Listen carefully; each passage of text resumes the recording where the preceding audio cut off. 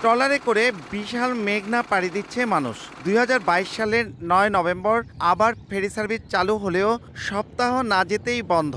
2018 সালে মুন্সিগঞ্জ গজারিয়া রুটের মেঘনায় ফেরির উদ্বোধন হলেও যানবাহন কমের কারণ দেখিয়ে 3 মাস পর ফেরি সার্ভিস বন্ধ রাখা হয়। এরপর 80 কোটি 58 লাখ টাকা ব্যয়ে ভবেরচর গজারিয়া মুন্সিগঞ্জ 12 কিলোমিটার দীর্ঘ সড়ক পুনর্নির্মাণ করে ঢাকা চট্টগ্রাম মহাসড়কের সঙ্গে ঢাকা মাওয়া এক্সপ্রেসওয়ে অর্থাৎ পদ্মা সেতুর সহজ কানেক্টিভিটির উদ্যোগ নেওয়া হয়। তবে ফেরি সার্ভিস বন্ধ থাকায় রাজধানীতে চাপ কমানোর পরিকল্পনা ভেস্তে যায়, আর উৎপাদিত কৃষি পণ্য বাজারজাত সহ নানা দুর্ভোগে সাধারণ মানুষ।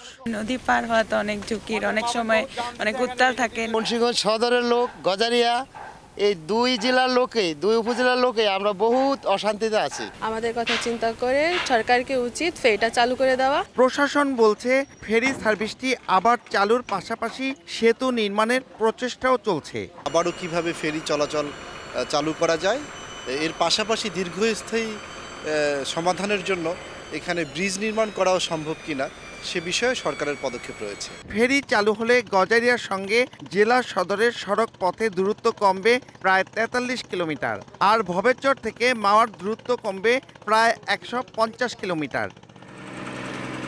2 বছর ধরে ফেরি চলাচল বন্ধ হয়ে যাওয়ায় প্রায় 10,000 মানুষ প্রতিদিন এভাবেই ট্রলারে করে 1.5 কিলোমিটার দীর্ঘ নদী পার হচ্ছে।